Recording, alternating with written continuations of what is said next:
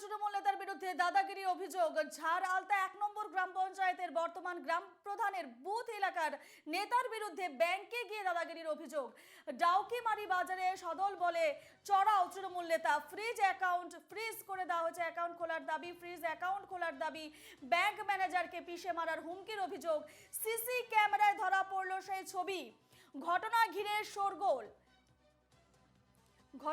শোরগোল। এই মুহূর্তে যে সিসিটিভির ফুটেজ আপনারা দেখতে পাচ্ছেন, ব্যাংক ম্যানেজারকে পিষে মারারও হুমকি দিয়েছে। ধূপগুড়ি ব্যাংকের তৃণমূল নেতার বিরুদ্ধে দাদাগিরির অভিযোগ। ঝাড় আলতা 1 নম্বর গ্রাম পঞ্চায়েতের বর্তমান গ্রাম প্রধানের বুথ এলাকার নেতার বিরুদ্ধে ব্যাংকে গিয়ে দাদাগিরির অভিযোগ। ডাউকিমারি বাজারে সদল বলে চড়াও তৃণমূল নেতা।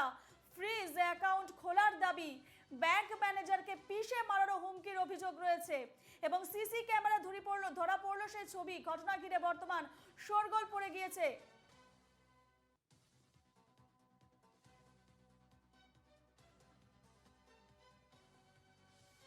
বিস্তারিত জানবো, ফোন লাইনে রয়েছেন আমাদের প্রতিনিধি রাজীব মুখার্জি। রাজীব, ধূপগুড়ি ব্যাংকের তৃণমূল নেতার বিরুদ্ধে দাদাগিরির অভিযোগ উঠেছে, যে সিসিটিভি ফুটেজ আমরা দেখতে পাচ্ছি, হুমকিও দিয়েছে প্রাণী মারার, কি বলবে, কি আপডেট রয়েছে?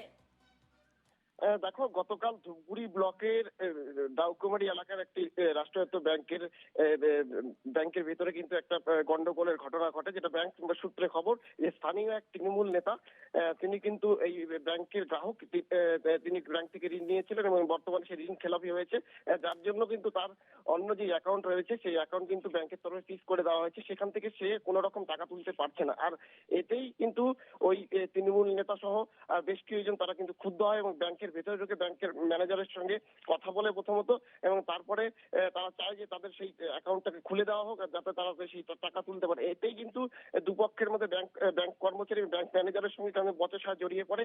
দীর্ঘক্ষণ ধরে বচসা চলে বলে অভিযোগ। এরপরে কিন্তু ব্যাংক ম্যানেজারকে দেখে নেওয়ার হুমকি দেওয়া এই স্থানীয় তৃণমূল নেতা।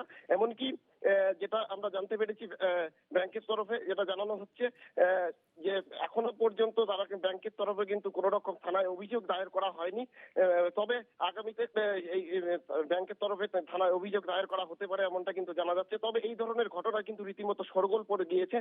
গোটা ঘটনা জুড়ে ব্যাপক চাঞ্চল্যের সৃষ্টি হয়েছে গোটা ধূপগুড়ি জুড়ে। জানালা যে এখনো পর্যন্ত মামলা দায়ের হয়নি তৃণমূল নেতার বিরুদ্ধে, সেক্ষেত্রে ব্যাংক কর্তৃপক্ষ কি বলছে, এর কারণ হিসেবে তারা কি বলছে, এখনো কেন তারা অভিযোগ দায়ের করেনি? দেখো, ব্যাংকের তরফে যেটা জানানো হচ্ছে যে